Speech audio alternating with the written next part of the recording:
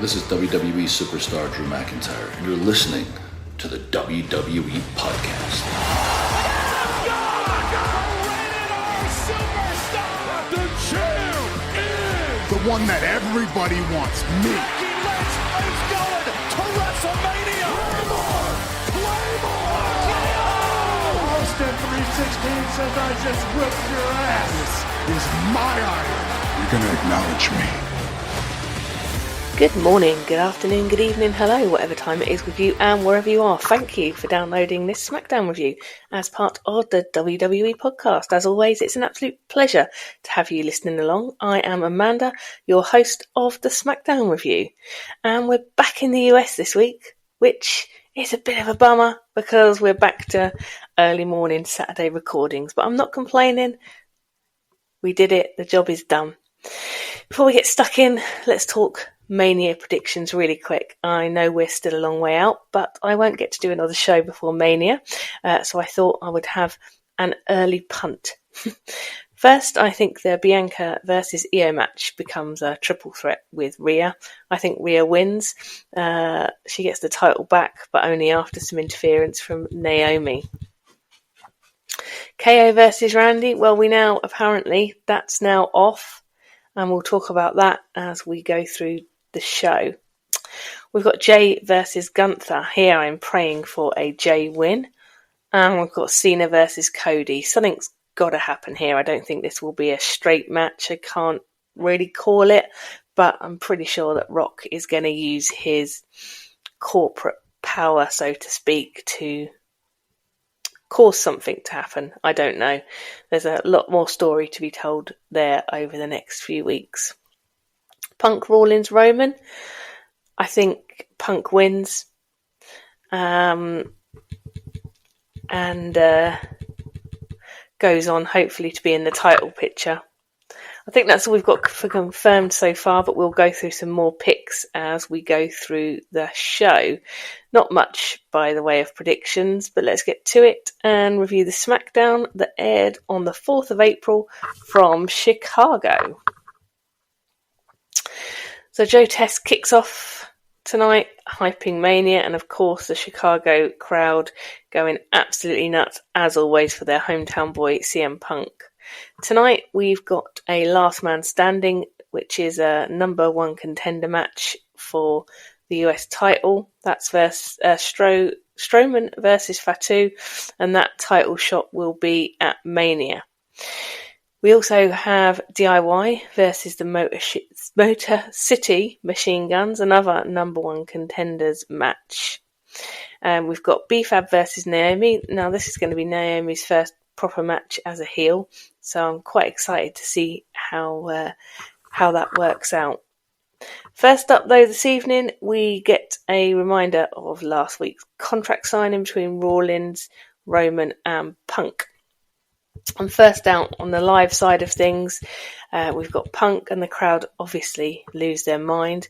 After a long old entrance, he grabs the mic, and then he says he doesn't know where to begin. They told him the best audiences were overseas, but he knew that wasn't right as they were coming to Chicago. Obviously, that makes the crowd go even more crazy. He grabs the camera from the cameraman, which must have made the cameraman quite nervous because those things are expensive. And he spins around with the camera and shows the crowd going mad. And he says that's why we don't listen to them. We don't listen to outside voices. He says he isn't supposed to be here. And he tells a story about when he was a baby, presumably name-checking a hospital in the city of Chicago, and says he came out with the cord wrapped around his neck. And he goes on to say he isn't supposed to be here for a few different scenarios. He says every time he comes out, his aim is to make new fans, but tonight he wants to thank the 16,000 hometown friends and family that are there tonight. He reminds everyone that he's in the main event of Mania, and does the Rock goosebumps on my arm thing when the crowd go absolutely nuts. The crowd chant, "You deserve it, you deserve it," and he says he earned it. He gives us a bit of history about how he came to WWE and goes right back to presumably his first contract, he says, fighting in backyards in Chicago, etc., and working his way up. But he says now the hard work begins. He says he's a product of Chicago and thanks his wife, who he calls April. Obviously, we know her as AJ Lee. And he thanks everyone in the city. He also thanks his dog. And he promises that he is going to beat Rollins and Roman Reigns at the main event of Mania. We then get Heyman out, and Punk doesn't mind, obviously, being interrupted by him. He apologises for being late, says it's no disrespect to the great city of Chicago or his best friend CM Punk. The crowd chant ECW, as does Punk, which you just think, back in the day, a Vince era, that probably would have been cut out or muted straight away. But we heard it loud and clear. Heyman tells him, you belong in this ring, you belong in Chicago. He says the last time we were in this ring, he begged him to take him with him, and a week after, he says, hey, he was taken out for the longest time he's ever been out by the new bloodline. He tells Punk that he stepped up at War Games and he saved the family and he saved him. He says he has one more favour to ask him. He says, please tell him the favour that Punk is owed. He begs him, as he says Roman is getting very angry. He uses a different word, which I won't use. Punk says he wants to tell Heyman and Roman face to face and asks Heyman to let him know when Roman Reigns arrives. A good opener tonight. Always great to have Punk on the mic, and I guess we're going to find out later what the favour is as long as Roman shows up. We then get a reminder that Rey Fenix debuts tonight, and that's actually coming up next. In the ring, we have Nathan Fraser, half of the NXT Tag Team Champs from Jersey, which was rather underwhelmingly described as being Jersey in the English Channel, which might be the least nice way to describe Jersey I have ever heard. It's an absolutely beautiful little island just off the south coast of England. Yes, it is in the English Channel, but we don't generally describe it as that. Anyway, Nathan is clearly, or so I thought, the fodder for Rey Fenix's first match. He gets a great reaction. I've never seen this guy fight, but I've heard the hype, so I am looking forward to having him as part of SmackDown. The match starts off hot with both guys displaying some awesome moves. Fenix moves are stunning. It has to be said, he's so quick. And what a great addition to the SmackDown roster. Nathan goes for a suicide dive through the ropes, but he botched it and catches himself on the ropes, and comms don't reference that at all. Fenix flies from the top to the outside and Fraser hits a superplex followed by a neck breaker, and he is making a really good account of himself, which is a surprise. I thought this would be a squash.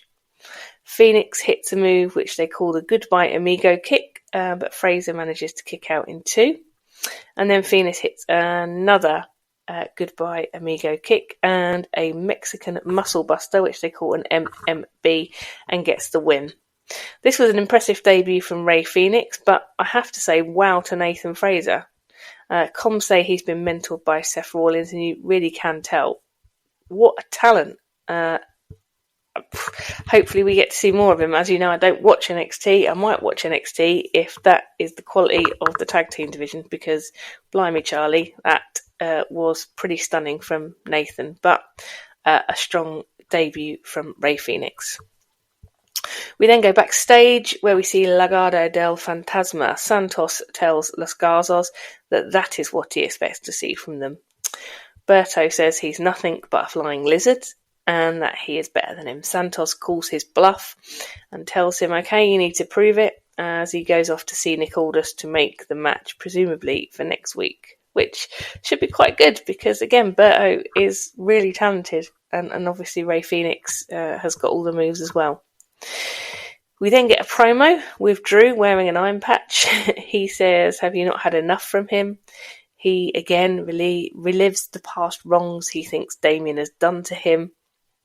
He says all he asked for was Damien to speak to him man to man, but he couldn't even do that. He had to attack him from the shadows, and as a result of his attack, he had got glass in his eye, and he might never be the same again. Now, I get that this is the angle. I really do. I understand what's happening here, but it is getting pretty boring hearing Drew reliving week after week after week these 4 or 5 different things that he perceives Damien has done to wrong him. And as I said, I get it's all part of a story, and that's the point. We're supposed to be frustrated by it, but hopefully this will move on.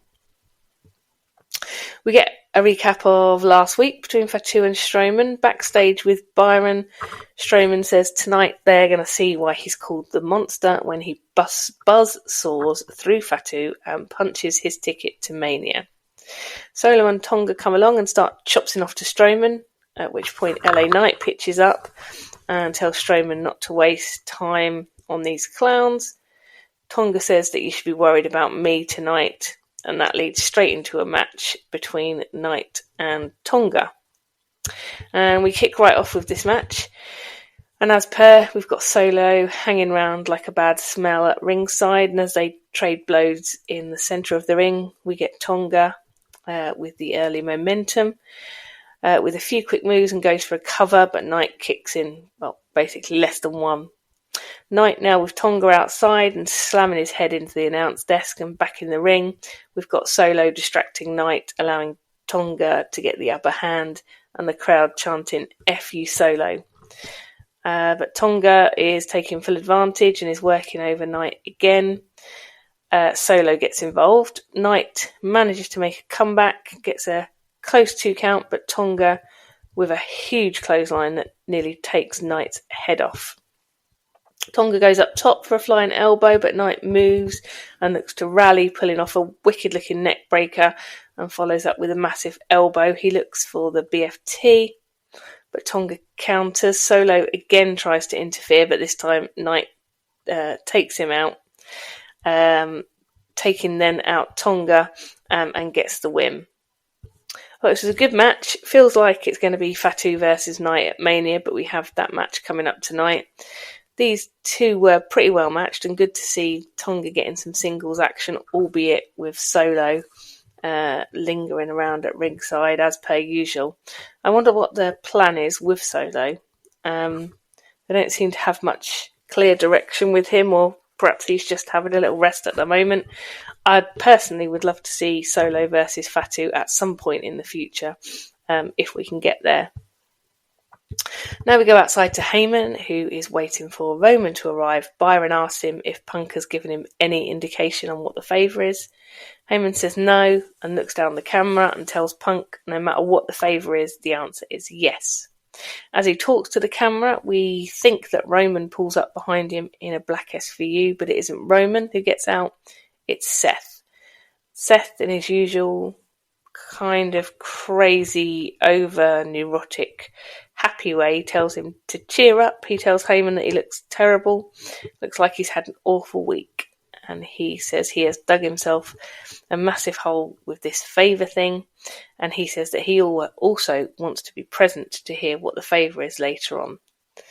This is really fun, building up to what the hell this favour is. They've made a really big thing out of it. So let's hope it delivers, and hopefully Roman does show up tonight. Now we get to Charlotte Flair, out to a decent amount of boos, but to be fair, she gets some cheers. She is face-to-face with Tiffany tonight to be interviewed by Wade. Wade tells us that he's been volunteered, and we used to call that being voluntold to do something in the services. You don't volunteer, you get voluntold. But Wade says he's been volunteered to moderate this interview due to recent high tensions. He introduces both women, and Charlotte gets the actual arse booed off her. She says that's power, which is weird. I don't know why you'd embrace it to that level. Tiffany interrupts and asks Chicago what time it is. They answer her loud as hell, clearly laying the groundwork of who exactly is the heel here and who is the face. Wade's first question is to Charlotte, and he wants to know why she picked Tiffany. She said Tiffany wanted a moment and that she hadn't done any charity work recently, so she made her choice.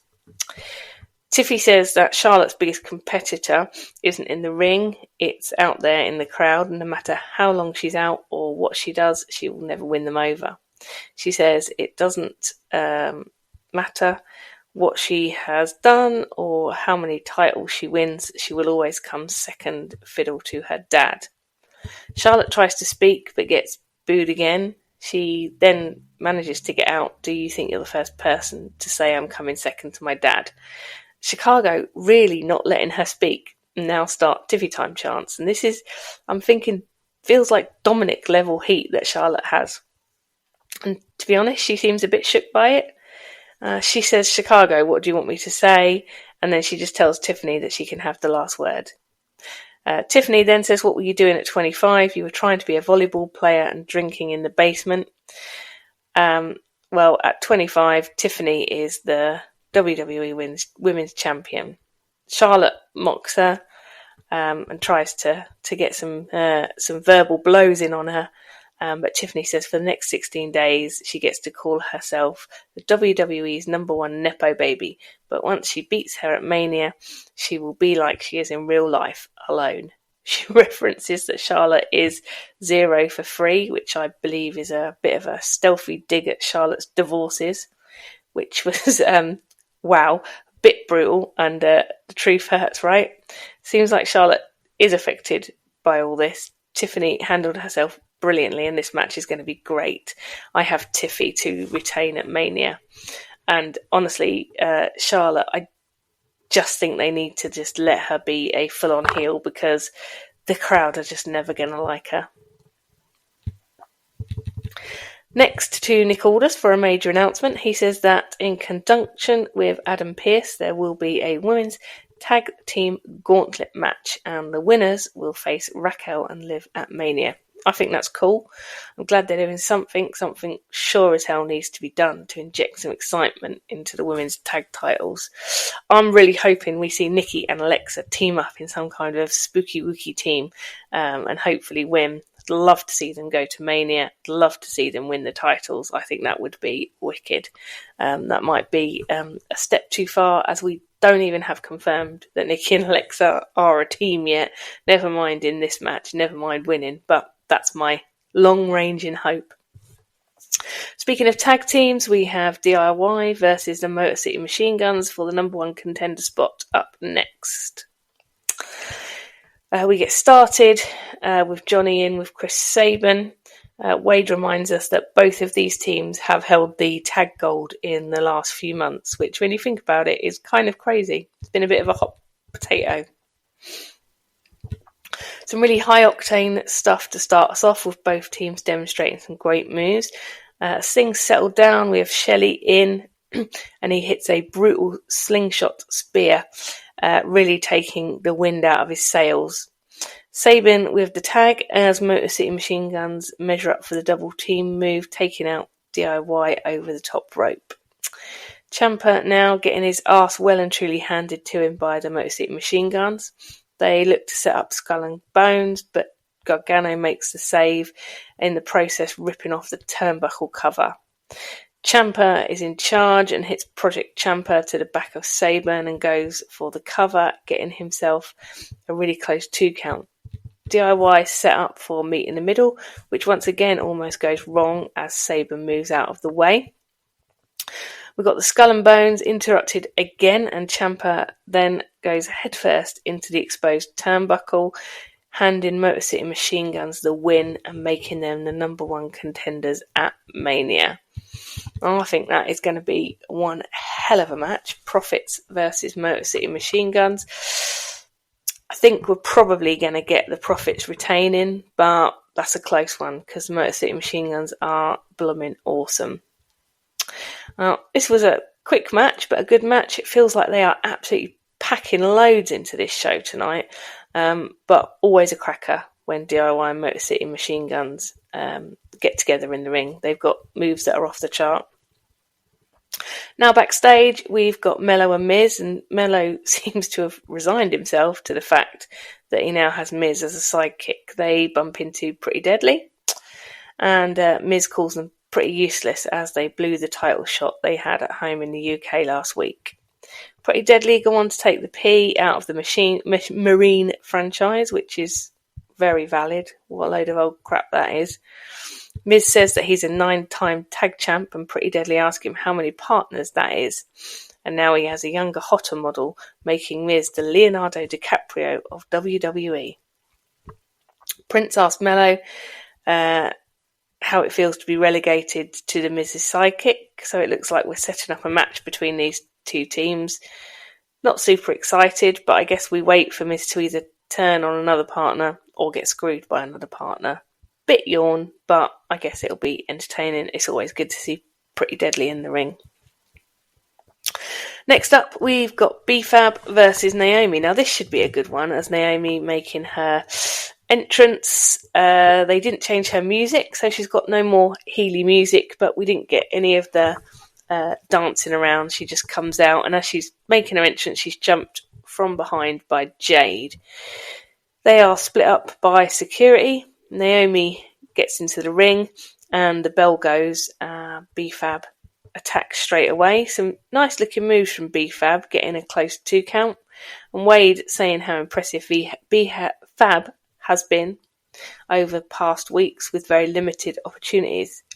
She loses momentum, and Naomi takes control with double knees to the face and the nose in a brutal looking move, and gets the win. Wow, B-Fab was great briefly, but then Naomi literally grabbed hold of the match and killed her. Naomi gets straight on the mic after the match and calls Jade out, who appears from nowhere and continues where she left off. Jade clears the ring of Naomi and the security. Nick comes out and breaks it up, calls time on it, and he says there's only one solution to this. Naomi will go one-on-one at Mania with Jade. Both women look really happy at this. I think I'm really pleased that Naomi's got herself a match at Mania. She really deserves it. She's worked hard, and this heel gimmick really seems to be working out for her. My call for this one, I think Naomi wins. We then have a promo from Damien, who calls Drew a victim. He tells him some home truths, and he basically says that Drew is obsessed with him, an obsessed personality, and has only ever screwed himself. He calls Drew a hypocrite and says he's a junkie getting cheap pops from stupid jokes. He says he doesn't have to paint Damien as the villain anymore, as now he's going to be the villain, and next week they will get in face to face in the ring, and Drew will be Damien's victim at Mania. I'm saying a Priest win for this one, to continue Drew's absolute descent into complete crazy. We've now got Nick in the ring, and he is having a busy night tonight, which is reflective of how busy the show's been. He says this is the part of the job that is not very fun. He says there's a fine line between coming back week after week and never coming back. And he says he doesn't want to say any more, but he welcomes out KO to the ring. KO looking quite down in the dumps. He gets the mic and says he's been doing this for 25 years, and he can say confidently he's given everything he has during that whole time. He said he's had experiences and he's been able to look after his family like he never imagined he would. He says the price of this is the toll on his body, and that for the last 4 months he has been dealing with a neck injury. And they didn't really know what it was, but this week they found out, and it means that he's going to have to go get neck surgery. He says that the timing sucks. He was really wanting to face Randy at Mania. He says thank you to the WWE for allowing him to come out and explain. He doesn't know when or if he will be back. He says thank you and sorry. He hugs Nick, and the crowd chant thank you Kevin, and as he goes to leave, Randy's music hits. I thought here, if this is work, then this is the moment it's going to kick off, but it didn't. Kevin did just get out of the ring. Is this real? It seems real to me, and I think that's really sad. Things were shaping up so nicely for the match at Mania. Nick tells Randy that he doesn't have a match now at Mania, so Randy obviously RKO's Nick, who takes it like an absolute champ. Now, as you know, I don't have Twitter anymore, which is where you tend to pick up these things if they are true. I don't know if it's true. It seems real to me, so that's a real shame. I hope Kevin's okay. I hope he does manage to come back. And I guess we'll keep an eye on it and hopefully, listen to some other podcasts, see if we can get any news on whether that is real, and if it is real, how his recovery is going. I guess the other question is, what's Randy's path going to be now? Maybe he won't get a Mania match this year? Surely not. I bet Creative are desperately trying to figure out a path for him, and I hope they can, because you never know when it might be Randy's last Mania, right? Now we've got the last man standing match between Fatu and Stroman. This is going to be insane. And as this gets started, straight away outside the ring, with Stroman on the attack, but inevitably Fatu fights back. These two basically knocking 7 bells out of each other. Fatu is an absolute nutter as he annihilates Stroman. Somehow Stroman fights back, and this match is completely insane. There's blood, and neither can even walk straight. The crowd are chanting, "This is awesome," and wow, is it ever. They both go through a table in the ring after so much artillery has been fired from both. They look like it's going to be a double 10 count. But at the last second, Fatu gets up and Stroman doesn't, meaning Fatu gets the victory and heads to Mania to face LA Knight. My money is on Fatu for the win at Mania. Get that man a title. What a match, blimey. That was amazing and brutal. Fatu is a star. Stroman did an absolutely sterling job. This show is off the charts tonight. We go back outside to the backstage area. Heyman's still outside waiting for Roman. Apparently he's arriving any minute, and finally he's here. He blasts past Heyman without a word, and it looks like we are about to find out the favour. He literally gets out of his car and he's in the ring. 10 seconds later, as he gets to the ring, the crowd chants CM Punk. Roman asks Heyman, is he still talking about the favour? He says, "Can I share a secret with Chicago?" He says that CM Punk wouldn't be here if it wasn't for me. He says, "You were good people and you mean well, but you aren't smart." He says Punk has been around forever and wrestled everyone, but he's never main evented Mania, not until he was introduced to the Tribal Chief. He says, "Let's bring out Punk and let's hear the favour." Yes, let's, Roman, let's. But instead, we get Seth out. And after a protracted entrance, as per, Seth cuts a promo on Roman, saying that he doesn't live in the real world. He gives examples of what happens when he does come into the real world, like the heist of the century in Mania last year. To be honest, the crowd don't seem to be listening. I'm pretty sure no one at home is paying that much attention. They are chanting, "What's the favour? What's the favour?" Seth tells Roman, "You can't ignore Punk, you have to face him." Seth says he's in a much better place than he was last week. He wants to control reality. Blah, blah, blah. This was all a bit filly and a bit boring. Roman says that the reality is that Seth is untrustworthy and disloyal. He says Punk stands here because he made a promise to the wise man. Roman says, "You didn't call Seth out, you called Punk out." Yes. Finally, Punk comes out to the ring and says, "What's the favour?" He says this is about loyalty, legacy and friendship. He remembers back to when Heyman left and the advice he gave him.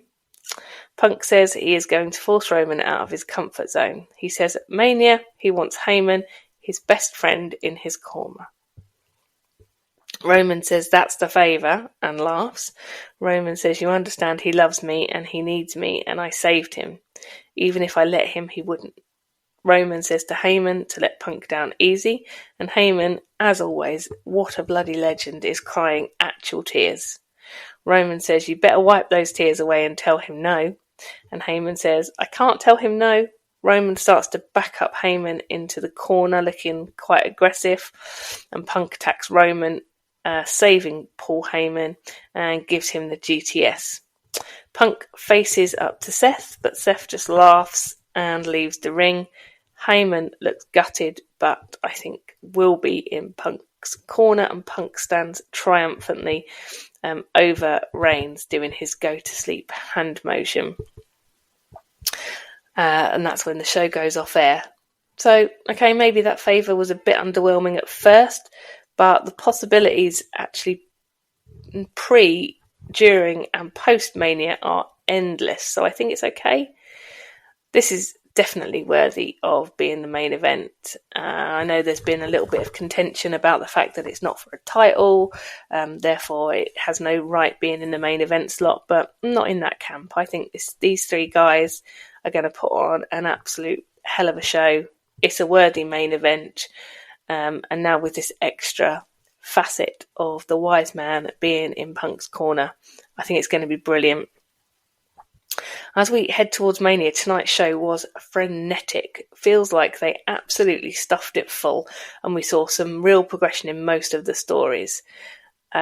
Really, as you would expect, things ramping up beautifully on the road to Mania. I will be back in 3 weeks, and we can dissect Mania 41 together. So that just about does it for me for this week and for the next 3 weeks. So I hope you enjoy the shows while I'm not here, but not too much. Remember me, remember Amanda. And as always, thank you for having me in your ears. And until next time, remember, be kind. Thanks for listening to the WWE Podcast. Don't forget to subscribe on your favorite podcast app so you don't miss a show, or head to WWEpodcast.com. And for all of these shows ad-free, head over to patreon.com/WWE Podcast. Until then, we'll see you next time.